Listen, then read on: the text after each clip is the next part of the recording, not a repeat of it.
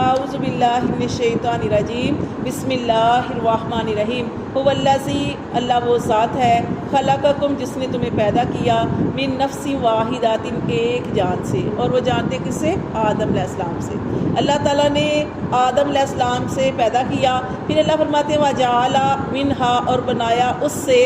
زوجہا اس کا جوڑا بنایا لیسکن الیہا تاکہ وہ اس سے سکون حاصل کرے۔ آدم علیہ السلام سے کس کو پیدا کیا؟ ان کی بائیں پسلی سے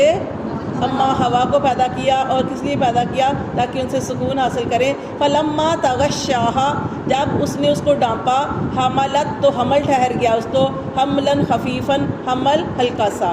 فمرت بھی پھر وہ عورت اس حمل کے ساتھ چلتی رہی۔ حمل کے ساتھ چل رہی ہے، جیسے آپ جاتے ہیں کہ شروع میں جب حمل ہوتا ہے تو عورت ہلکی پھلکی ہوتی ہے، چلتی پھرتی ہے۔ اللہ فرماتے فلما اسقلت پھر جب وہ بوجھل ہو جاتی ہے، دعوا اللہ تو پھر انہوں نے پکارا ربہما اپنے رب کو۔ اب دونوں نے پکارا، کس نے؟ شوہر اور بیوی نے۔ پہلے تو عورت چلتی پھرتی رہی، جب بچہ جننے کا وقت پورا ہوا تو اس وقت جو تھے میاں بیوی جو تھے وہ اپنے رب کو پکار رہے تھے، دونوں نے اپنے رب کو پکارا لئن آتی، اور دعوے کیے۔ کیا دعوے کیے؟ لئن البتہ اگر آتی تنا کہ اگر تو ہمیں دے گا صالحاً اولاد، کون سی اولاد؟ نیک اولاد۔ اے اللہ ہمیں تو نیک اولاد دے گا، لنکونن تو ضرور ہم ہو جائیں گے من الشاکرین شکر کرنے والے۔ اب اولاد ابھی پیدا نہیں ہوئی، اس وقت یہ میاں بیوی کیوں یہ دعا کر رہے ہیں؟ دعا یہ کر رہے ہیں کہ اللہ میں تندرست اولاد دے۔ یہاں صالحاً کا مطلب تندرست بھی آئے گا، کیونکہ جب بچہ اس دنیا میں نہیں آیا ہوتا تو اس وقت والدین بڑی بڑی دعائیں کرتے ہیں کہ آپ نے دیکھا ہوگا کہ کچھ بچے پیدا ہوتے ہیں، کسی کا کوئی مسئلہ، کوئی معذور ہوتے ہیں، آنکھوں سے دیکھ نہیں سکتے،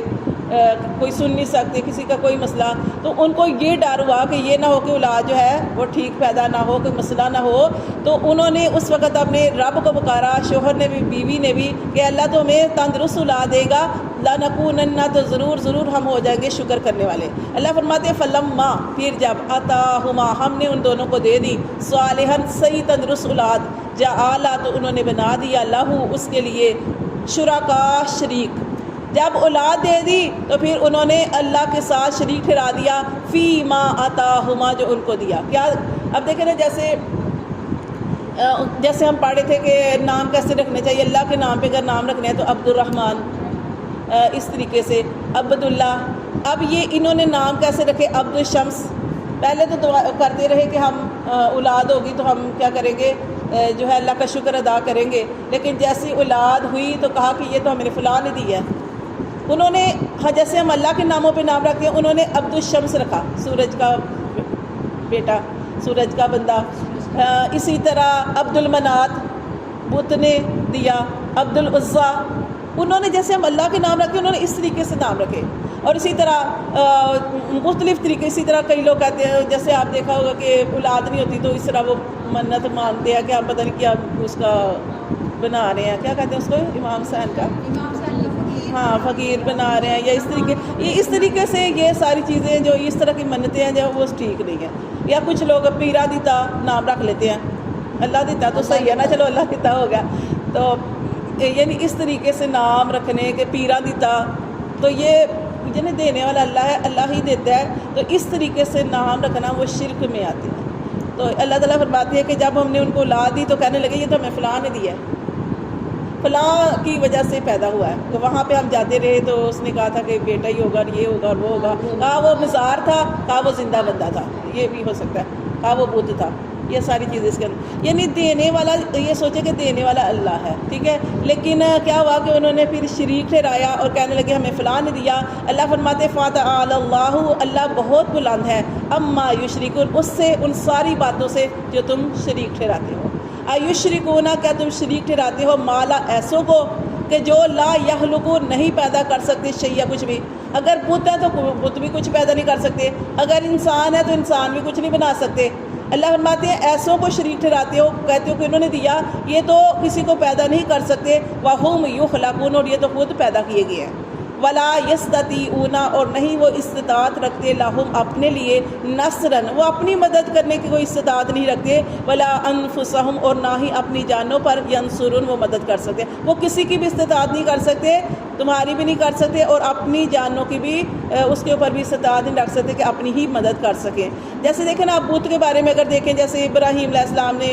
ان کا ایک میلہ لگتا تھا تو یہ سارے لوگ میلے میں گئے، تو پیچھے ابراہیم علیہ السلام نے جہاں پہ بت پڑے ہوئے تھے وہاں پہ اندر داخل ہوئے، انہوں نے دیکھا کہ بڑا اچھا موقع ہے، سارے لوگ جہاں میلے میں گئے ہیں تو سارے لوگ جاتے تھے میلے کے اندر، کافر مشرک سارے لوگ ادھر گئے ہوئے تھے، ایک میلہ لگتا تھا سال کے بعد، وہاں پہ گئے انہوں نے، تو ابراہیم علیہ السلام موقع کی تلاش میں تھے۔ ابراہیم علیہ السلام بہت زیادہ نفرت کرتے تھے بتوں سے، حالانکہ ان کے والد صاحب خود اپنے ہاتھوں سے بت بناتے تھے۔ اب یہ وہاں پہ گئے اور انہوں نے جا کے نا تو ایک کلہاڑا لیا تو سارے بتوں کو توڑ دیا، اور جو کلہاڑا تھا انہوں نے کہاں رکھ دیا؟ بڑے بت کے اوپر۔ اب بڑے بت کے اوپر رکھ کے اس کو نہیں توڑا، اس کے اوپر رکھ کے تو گھر چلے گئے۔ اب ابراہیم علیہ السلام شروع سے وہ کہتے ہیں نا، کوئی پتہ چل جاتا ہے کہ یہ بندہ کیسا ہے،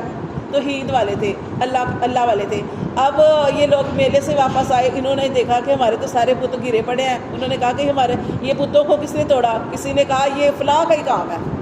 ابراہیم اس کا نام ہے، اس نے ہی توڑا ہوگا۔ جب ابراہیم علیہ السلام کو بلایا گیا تو ابراہیم علیہ السلام نے کیا کہا کہ میں نے تو نہیں توڑا،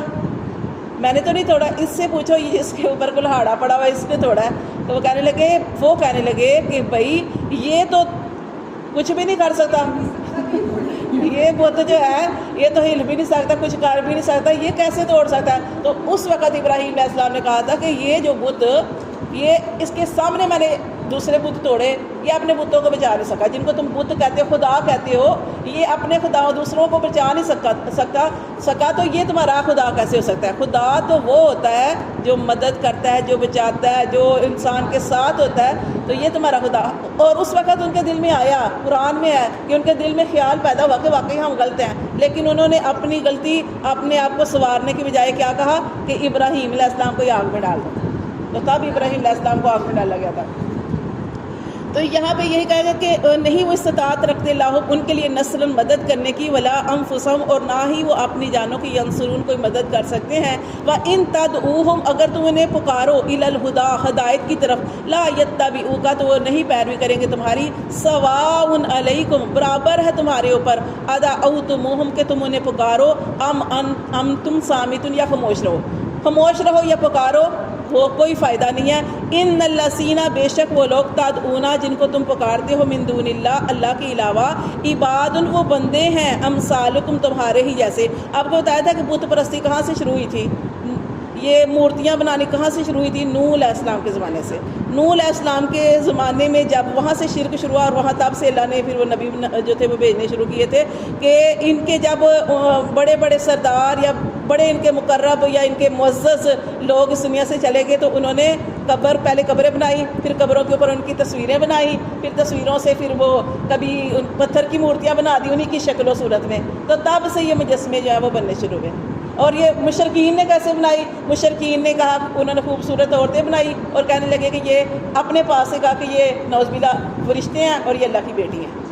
اس طریقے سے یہ سارا پھر انہوں نے خود ہی نام رکھے، جیسے قرآن میں ہم پڑھ چکے ہیں سورت کے اندر کہ اللہ تعالیٰ فرماتے ہیں کہ یہ تو بت ہیں، یہ تو تم نے خود ہی نام رکھے ہیں، تم نے بھی رکھ لیے، تمہارے باپ دادا نے رکھ لیے، اللہ نے تو نہیں کہا کہ تو یہ نام جیسے ہم کہتے ہیں نا، اس پیچھے بھی ہم پڑھے تھے کہ ہم اس طریقے سے اللہ کے نام ہے، جیسے اللہ کا ایک نام ہے اللہ، اس کا اللہ تعالیٰ کا وہ ایک نام جو ہے وہ اصل نام ہے، اور آگے اس کی اللہ تعالیٰ کی صفات ہیں، وہ 99 نام جو ہیں اللہ تعالیٰ کی صفات ہیں، لیکن انہوں نے بھی ایسے ہی ملتے جلتے اللہ کے نام کے ساتھ انہوں نے نام رکھ دیے، ٹھیک ہے، جیسے بت کے نام رکھ دیے،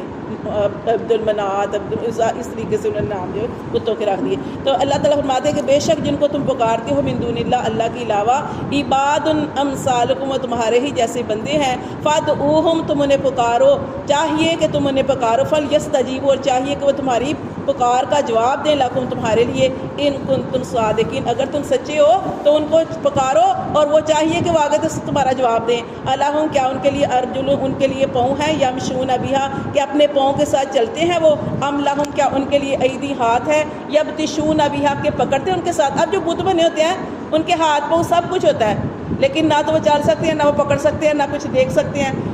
ام لہم کیا ان کے لیے آیونی آنکھیں ہیں یبصرون کہ دیکھتے ہیں بھی ہے ان کے ساتھ آنکھیں تو ہیں پھر بنائی ہوتی آنکھیں لیکن وہ دیکھ نہیں سکتے اللہ فرماتے ہیں ام لہم کیا ان کے لیے اذان کان ہیں یسمعون بہا کیا وہ ان کانوں سے سن سکتے ہیں قل ادعوا کہہ دیجئے کہ پکارو شرکاءکم اپنے شریکوں کو جتنے بھی شریک تم نے بنا رکھے ہیں جتنے بھی تم نے بت بنا رکھے ہیں ان سب کو پکارو ثم کیدونی پھر میرے بارے میں جتنی تدبیریں کرنی ہیں مکر کرنے ہیں مکر کرو فلا تنظرون اور مجھے کوئی بھی ڈیل نہ دو انا ولی اور بے شک میرا دوست جو ہے اللہ ہے اللہ وہ ذات ہے نزل الکتاب کہ جس نے کتاب اتاری وہوا اور وہ اللہ یتولی الصالحین اور وہ دوست ہے تمام صالحین کا یعنی نیکوکاروں کا بھی دوست ہے بس اتنا ہی